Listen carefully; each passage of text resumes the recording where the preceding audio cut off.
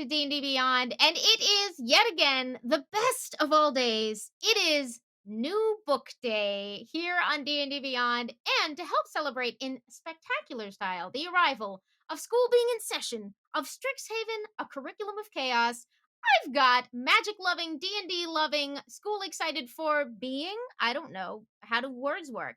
I've got Michael Galvis, who knows how words work, here to join me on stream, as well as the one, the only, the occasionally life saving and always entertaining Lenore, aka Emma Fyffe of Battle for Beyond and fandom's gaming branch. How are you both doing? I'm great. I've been so excited for the launch of this book. Mainly because I got really into playing Magic the Gathering earlier this year, and one of the first sets that I got really into playing was Strixhaven. So this is just like merging everything that I love into one. Yeah, I'm super Michael? excited about this book. I'm also a big fan of the Strixhaven set, Magic the Gathering, but also this book I think does a really fantastic job of creating a setting that can be put into any world that you are running for D&D. I love that. And yes, I 100% knew what I was doing, putting you both on a stream to slowly pressure me into someday crossing over that barrier. But we will please feel free to continue the pressure. But we are very excited. The book is out as of today. I hope people are dipping into their copies, enjoying the shiny things that might have come with them if they happened to pick those up, and checking out what to be most excited for or what they might be looking forward to using in their games. Now, we got to talk a bit last week with the lead designer, Amanda Hammond, who was a delight and walked us through a bunch of the new mechanics that we have in play, a bunch of the background for putting these adventures together, and what they were all looking for on the team as they put this book together. We also got to talk some about the player options with Riley and Kaylee in our last stream, but we obviously didn't have time to touch on all of it. And at that time, I couldn't go ahead and pull the book on up. So, with the field wide open, I would love to hear, Michael, what are you very excited to dive into now that Strixhaven, a curriculum of chaos, is here? Well, the big thing for me is the school setting, obviously. I mean, that's the whole book. I'm excited for the whole book. But the adventures that are included have those very iconic sort of moments that you experience through your school career. So for me, there's a masquerade that occurs during one of the chapters, and the event has mechanics for not mechanics, but it has a table for certain exciting things that can happen during the masquerade. And like, are you going to be able to identify your friends from maybe your rival that you're going to run into? So having those little nuggets of role play within this book are excite me a lot. It's really the Masquerade is a great opportunity to dive into the mechanics that the book introduces on building relationships, such as interacting with your rival and your beloved and that sort of thing. So that's what I'm thinking about. All I'm thinking about is like, what would my character wear to a masquerade? How freaking cute would he look, and who would wanna ask him to dance? I have actually been in an RPG where we all needed to figure out sort of on the spot what our characters would wear to a fancy event.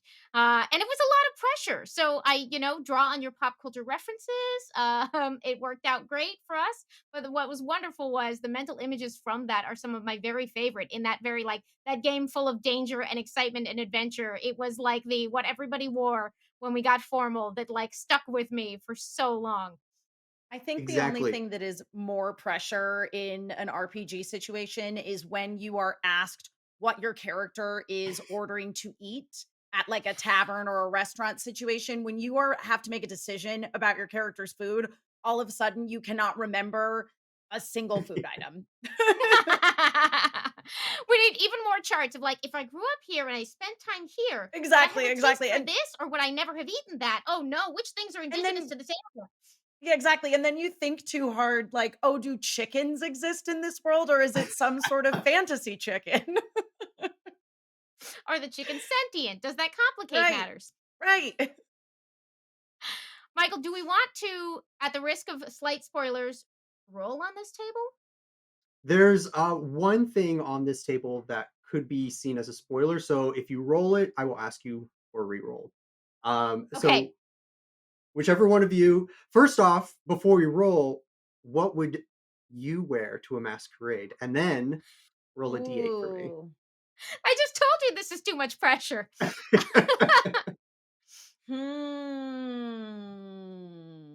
What would I wear to a masquerade? Hmm. Well, I think in the context of Strixhaven, I think that I would have to like okay, so first of all, if I'm sure at this point most of you are familiar with the fact that like within Strixhaven itself there are a bunch of different colleges which are, they're sort of like your wizarding school houses. Maybe reminiscent of another wizarding school that you may or may not be familiar with. But anyway, I feel like I would have to represent my college, which is Silverquill. So Silverquill's emblem is this like cool it's like a it's like almost like two it looks sort of like it could go really nicely on like the front of a crown situation, so I feel like Ooh. I would want to incorporate that into a mask, and all the colors would be like hues of silvers and grays and blacks because those are kind of their school colors. And I don't know, I might just and I would also, like in Ever After, I would wanna have, like, wings, like, when when Danielle shows up to the ball in Ever After, it would basically be that exact thing, but with a mask and silver quill colors. I love that. All right, I think I might have to go for it would be a tie between letting a friend from Witherbloom use me as like a human guinea pig for some kind of living weird Mm, plant bog witch outfit that they had planned, which could be very fun, or like an interdisciplinary collaboration between like some Prismari and some Lorehold students, because the Prismari could craft you interesting costumes, but Lorehold could correct. literally ask historical people to check the accuracy of all of your details. So like just peerless, flawless historical recreation costumes, courtesy Yeah. of the talkative living statues at Lorehold, who are probably going to critique that whether or not you want them to. Yeah, I Michael, love your it. answer? So, I was thinking it'd be fun because my favorite college is Quandrix, and so they're all Oh, about sort of recreating the natural world using math and yeah. diagrams. So I would have one of those like sort of LED suits that just changes colors over time, and then maybe Ooh, recreate a peacock's wings with like magic, like geometric magic. And of nice. course, like, it would just hit at like, I'd be walking straight down the dance floor, just my wings just hitting everybody, just batting them in the back of the head, just like, "Look at me. Look at me. I'm beautiful. I'm fantastic." You will either be charming everyone around you or opening yourself to a lot of opportunity attacks. You know, we'll see how the night goes. Oh, no. But Emma, I will say guest choice. Please roll on the table. Michael, what do we need her to roll? A D8. A D8. Okay. Is it okay if I roll an actual dice? You want me to roll in D&D Beyond? Actual dice are fine. Okay, great. Let's see. Ooh, an 8. Is that the one I have to Reroll.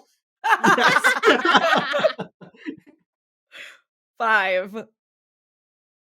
5. Okay. Yeah. You find a distraught student who's had their costume ruined or suffered a No! messy rejection. Oh my gosh. Hmm. Okay. So, this reminds me of my favorite anime series of all time. Revolutionary Girl Utena, because there is a scene in it where the uh so one of the characters, both Utena the main character and Anthe who's kind of the sort of co-main character, they both get gifted dresses to wear to this dance basically at like the student council president's house. And what ends up happening is that the gift that was gifted to Anthe was intentionally gifted to her because if it got any liquid on it at all, it would just disintegrate and get ruined. So these mean girls basically gave it to her so that it would get ruined. And so the solution to this is that what you do is you sweep the student up off of their feet, okay, and you grab a tablecloth and you just use that tablecloth. And of course, because with Strixhaven you have like magical abilities and whatnot, you just wrap that tablecloth around them into a fabulous new gown and party on. Do you know how much enjoyment I would get out of administering the skill check to see if that gets pulled off and like watch the dice cooperate and give you some flawless success and just narrate as that person goes like brilliantly dashing Mhm. through to the Yep. humiliation of the mean girls? Oh, Right. my And now they're heart. the belle of the ball. We have a great question in before I get to more faves from Sophie Mm. Cake, who says, "As someone who doesn't know the magic setting, what is the one thing we should know ahead of going into the D&D Strixhaven setting? Also, so keen to check out the book. And side note, loving Lenore in Battle for Beyond." Oh, thank you. What would I say is like the one thing to know? I don't think it's so much of a one thing as it is like an understanding of you know what it is? I would say that it's like it's that you don't really need to know anything about the magic set. Number one, the magic set just helps add color to the world. So like for me, that's one of the things that I'm most excited about is because I have been playing this Magic the Gathering set. So for me, it feels like I'm seeing these settings that I saw on these magic cards and these characters from these magic cards come to life. So what I would almost say is that the thing to know is that the magic cards are a great resource. And within the Strixhaven book, it even has info about some of the characters who appear on the Magic the Gathering cards and understand that it's like that would be a really fun way for you to as a DM on a Strixhaven campaign in order to craft your NPCs like all you need are those magic decks cuz you can just pull and be like cool I'm going to make this, impressive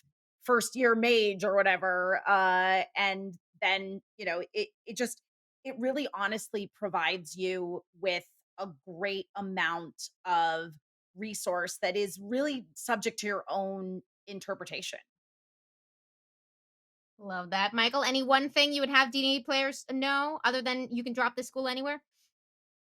Well, if you're not familiar with Arcavius, which is the plane where Strixhaven University is set, don't be afraid to reflavor it. Yeah. The first thing that came to mind when because my campaigns are set in the Forgotten Realm. So usually, if I find something that I love that's set somewhere else, I'll just port it over. So for me, if I were to do Strixhaven University in the Forgotten Realms, I would rebrand it as the El Torcho Academy within Waterdeep, which is this great academy that was set up by I think it was like a spice merchant or something uh, in the Sea Ward, and then I would just split the colleges between the different districts, and then just keep all the flavor of each of those colleges that's included in the book. I'm gesturing over here because my physical copy is right next to me. Invisible books. But Yes. yeah, invisible book somewhere over here. But if you were if there's one thing that I would tell you about Strixhaven University, and it is because I am such a strong lover of the Oriq, it is that Strixhaven University is for the common folk perhaps not the most accessible It's not. college of mages for you to attend. It Y- costs 800 gold per year in tuition to join. Yeah. You know what? It actually reminds me of a little bit more in terms of it being so financially prohibitive. Uh have y'all read the King Killer Chronicles? Like Mm-mm. Name of the Wind, and I I don't know am why I can't remember partway through the cycle. okay, so there's a lot of the plot line of that is around the fact that the main character is very, very poor, and so it's very hard for him to afford to go to the university even though he's extremely intelligent and capable. So that's also something fun that you can play with in your Strixhaven campaign is being like the scholarship kid. Yeah. I did actually ask Amanda about this, and it made me laugh because Michael and I had been doing the math. Um, But it was interesting because they did sort of deliberately, was my read on her answer, like, let that not be a factor or let that be something to be worked out with you and your DM. You can play this whole Yeah. adventure just on the basis that we are assuming, whether it was scholarships or family or whatever else, that it is worked out. But as Michael, you're pointing out, it is great story fodder if you decide you want to go in that direction. I think what You I know, would I say do is want that to add. yeah, Oh, go ahead, is Emma. oh, I was gonna say that in Strixhaven in Magic the Gathering, Strixhaven really is just like a bunch of rich weirdos. And I if this I could just now. if I could just talk a Okay, little bit more about the Oriq, go I ahead. think it's Yes. important. I think it's important to understand that yes, there are 5 colleges at Strixhaven, but there's also the Oriq, and this is just a band of misunderstood mages who just want to resummon an avatar of war. However, they also believe Hashtag Oriq that propaganda. they do believe that all of the magical secrets that are in Strixhaven's library, known as the Biblioplex, deserve to be distributed to the common people. And so that's why the Oriq are infiltrating Strixhaven University. That's why they are trying to take down Strixhaven. It's really for the common folk. And so I just think that, like, if maybe you go through the book and you're like, maybe these colleges aren't for me, there is always a better option. And that's all I'm gonna say about it. Did not know I was inviting the Oriq recruiter onto the stream. He will be passing out pamphlets in the chat unless we can stop him. Just mods, keep on the lookout. But a perspective to consider here at Strixhaven. um, let's see. I Next fave thing I think goes to Emma, unless it was the sort of looking forward to seeing the things from the cards come to life. Yeah, I mean, I think that is something that I, am very excited about is that and again, this goes back to what I was saying of this idea that you do have this incredibly rich collection of inspiration to draw from. And for anybody who is already a fan of the Strixhaven card set, it's really fun to interpret that in Dungeons and Dragons because again, yes, you have a familiarity with these characters, you've seen their artwork. There's stuff that you can look up about them as far as the lore goes, but within Dungeons and Dragons, it goes into it obviously so much deeper. And then it also almost allows you to create your own fan fiction about these characters, which is a really but this is the thing is so I'm a big proponent of if you want to write and you feel inspired to write fan fiction, you should write fan fiction because it's a really good way to just write and not have to worry about world building. Particularly if you want to be in sort of a science fiction fantasy realm, which is always my preference. So with Strixhaven, you're finding yourself almost in that situation. It's why it's particularly exciting for me. Like, I really want to DM a Strixhaven campaign because, again, it's like there's so many fun things that already exist but aren't super clearly defined necessarily. And even if they are, who cares? It's your own interpretation, but it's fun to be like, oh, okay. So, like, for example, one of the commanders in the commander precon. So when you play Magic the Gathering, there's a bunch of different formats to play. Commander is very, very popular. It's a multiplayer format. And in Commander, you have one character who serves as your commander who gets summoned from the command zone. And they basically flavor the way that you build and play your deck. So one of the commanders, and you can buy like pre-constructed commander decks that are pretty good. In fact, I would recommend getting the pre-constructed decks and then like as you learn the feel of playing it, start subbing out cards. You may even eventually swap out your commander. But one of the commanders from one of the Strixhaven precons, the Silver Cool one, because that's the house that I identify with, is Brina the Demagogue. And so Brina, they like there's paragraphs on her in the Strixhaven book. I was so I excited. pulled them up. I'm excited. Yeah, Do we feel comfortable? yeah, bring them up, bring All them right. up. And then Brina, the I demagogue. have Is Brina, it she's shiny and she's in a case, so it's probably hard for you to see. But anyway, so Come yeah, on, so Emma's Cam. Brina, but again, it's like it's really fun that and like there's so many characters that exist in the book that already have cards. And so it's like you have this visual reference for them, and you have, again, you can inform like what kind of characters those characters would be based on the descriptions on their cards. And so again, it's like it's this cross interpretation and just getting to reinterpret something that I already know and love in another setting that I know and love. And yeah, just it I feel like I have so much material to build something that is at once familiar but also new and exciting. And on top of that, I love school story stuff. Okay. I've put like 360 hours of my life, I think, into Fire Emblem Three Houses. So, like, you give me a school setting, I'm all the way in. I'm all the way in. And I do like this one has an interesting flavor because it is like actual college. It is 4-year college and not Yeah, we are arriving at 11-year-olds. Although if you wanted to make Strixhaven exactly. Prep Academy, I would not stop you. I would not Um, stop Strixhaven Prep Academy. That would be very entertaining. I will say I love, Emma, what you brought up. It connects to one of my fave things that I think we haven't talked about on the channel yet, which is in the extensive chapter that sort of walks you through college lore and sort of familiarizes you with the different colleges if you're not familiar yet. They do break down important features of their areas of campus, important qualities. Mhm. They have tables for sort of specific subjects within the schools, which I found very, very cool, and they Yeah, break it's them really neat. down. Mhm. In terms of contrasting magical impulses. Now, this for those of us who are coming at it from D&D and less familiar with magic, magic has each of these schools.